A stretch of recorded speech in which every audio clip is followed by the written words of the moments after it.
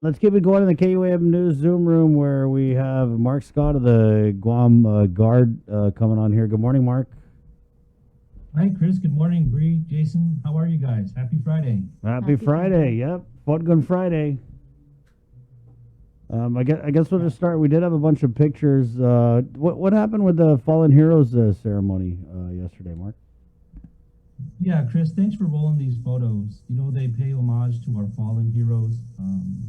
It's similar to Memorial Day, but it's specific to the Guam National Guard, where we've had our troops in combat pay the ultimate sacrifice.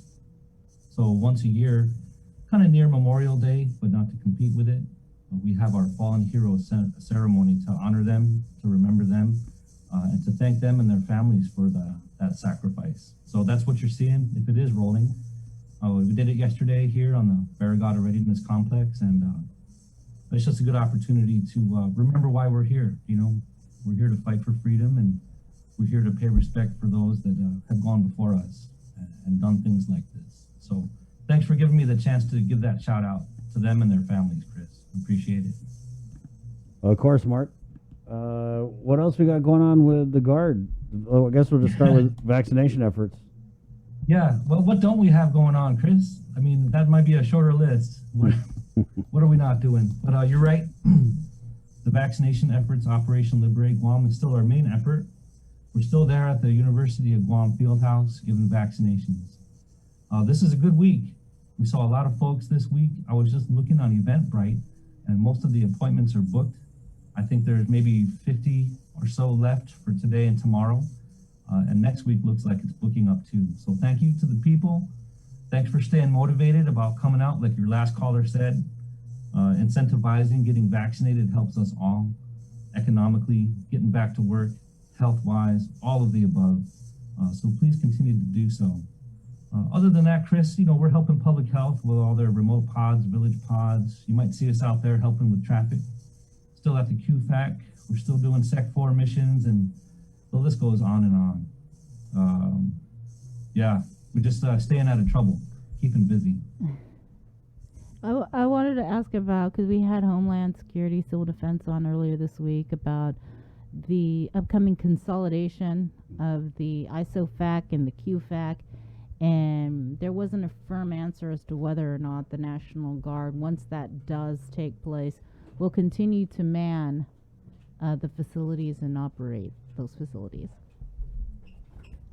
Yeah, Bree, we're kind of at the mercy of the powers that be on that one. So I think you know that we're in support of, everything is in support of. You know, public health says they still need us, we're gonna stick around. The governor's office says they still need us, we stick around. If they tell us they got a contract or the workers are gonna return and we can go kick rocks somewhere else, then we'll leave. But until that time comes, Bree, we're still gonna keep showing up every day. Mm-hmm. You were talking about the vaccination clinic a little bit earlier, and you mentioned that they were still seeing people come in. What's it been like? Are you starting to see a lot of younger folks coming in? What's that been like? Absolutely. Yep. Since Pfizer dropped down from 12 to 17, we saw a nice spike, a nice surge of younger folks. And it's real heartwarming to see sometimes. The whole entire family will come. The young ones, the elderly, and they're all holding hands and getting their shot together. So yes, there's an increase with the younger crowd and an increase with families as a whole. It's so encouraging. You know, as we see those numbers go up closer and closer to our 80%, it's exciting is what it is, because we all know that we're getting closer and closer to that herd immunity. We're getting closer to, you know, being able to go and visit all the people we miss and giving them a hug and telling them we love them and being together. Mm-hmm. Are there any other missions aside from what you guys are doing with the COVID that the National Guard is preparing for, any deployments or anything like that? All the time, Bree. Yeah, we got a couple units downrange, is what we call it, over in the box from our Air Guard. There now. We have our Sec 4 mission that guards the THAAD missiles up in northern Guam. We have a brand new rotation starting up, going out there real soon. We have a bunch of exercises this summer. you know, the ones where people from around the region come and test their interoperability and capabilities. We're becoming more and more involved with those as time goes on. And, you know, another thing we're keeping our eye on, you might have heard about how some Afghan refugees need to be evacuated. And a lot of people out there are talking about Guam as the best option. So no, we haven't gotten orders for it. There's no specifics that it will happen, but it's one of those things on our radar that we don't want to wait to start thinking about it when it's on our doorstep, right? So all these things keep us busy, Bree, in addition to COVID. And so, in anticipation of whenever this decision will finally be made as to whether or not they will be coming through Guam, what kind of support do you anticipate that the National Guard would provide? I think it's going to, if it does come to fruition, Bree, it's going to be a big, huge team thing with much more than just the Guard. You know, we'll see our joint region partners all involved and maybe even some help coming from elsewhere. But we do have the kinds of capabilities to support. It's happened in the past on Guam, right? We have capabilities like board support companies that can do field feeding. We have engineers who can help with the infrastructure of a place like that. We have an infantry battalion that's trained in things like security, and the list goes on. So even though we are busy, Bree, if this thing should show up at our doorstep, we're like our motto is, you know, we're always ready and we're always there. Mm-hmm. Were you deployed to Afghanistan? Yeah, I went back in 2009. You're asking about me? Yeah. Yeah, she's asking about you. Yeah. Well, it all started, you guys. You see, I did a tour in the Middle East. I wasn't in Afghanistan the whole time, but I was in and out about 5 or 6 times, 5 or 6 different trips. Give us an idea, Mark, of what type of involvement, you know, assistance that some of these, I mean, generally speaking, these Afghans would provide to troops like you when you're in country.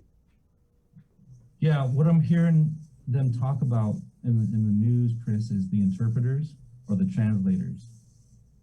And so these folks would embed with a unit, for example. They come along with us on convoys, motorcades, foot patrols. And if we had a mission, something like they call it a KLE, key leader engagement. Say it's a village elder or someone who we just wanted to build a relationship with. Those interpreters or translators would be key.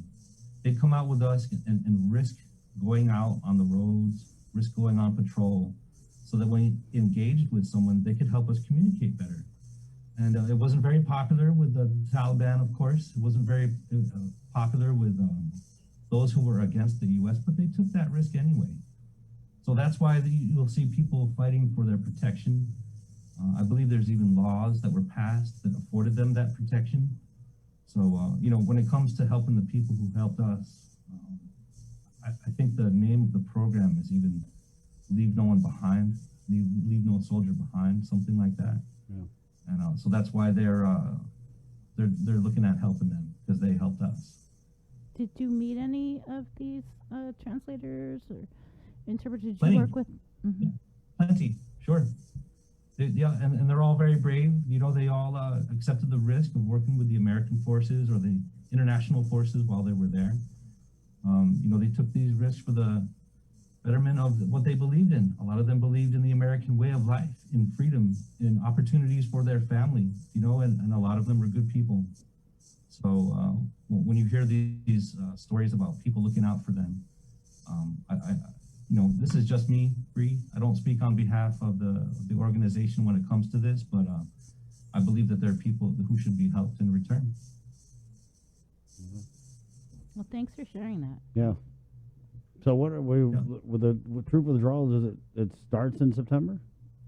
I think it's supposed to end by September. End by September. Yeah, they should all be withdrawn. Yeah, I think it's already started, Chris. Right. Okay.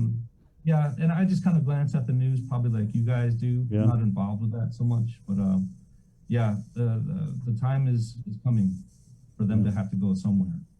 Wow. And we heard what from Carlotta, it's like 70,000 because you include the diplomats. Families. Yeah, Right. and that's what. Oh, is it that many? Mm-hmm. Okay. Yeah. I didn't know that. I thought it was 7,000. And I heard someone in conversation say something of 70,000. I was like, oh, that can't be right. Then we had Carlotta on the next day, and she was like, yep, 70,000. And Adelie Yeah, hasn't that's a heard lot. anything yet Yeah. either. No one's really heard anything. Yeah, but we're standing by. You know, these Yeah. missions like this could always pop up out of anywhere, right? That's part of our job, is just to be ready to react should we be asked, and we'll be ready. Right on. Anything else, Mark? No, if I could just say it again, you know, this upcoming Memorial Day weekend, please be safe. Please take care of each other. Enjoy your weekend. And most importantly, thank you to the families of our fallen heroes and the fallen heroes of other family members around the island. You know, it's your legacy that we do all this for. We keep you all in mind, you know, as we serve for them. You know, we try to live up to their good name, and God forbid these brave heroes died in vain, right? So we carry on your legacy, and we thank you for your sacrifice. What is Thank that? you. Hoorah? Hoorah? Hey, team. Thanks, Mark. Thank you guys too. Have a good weekend. Yeah, Take you care. too. You too, my friend.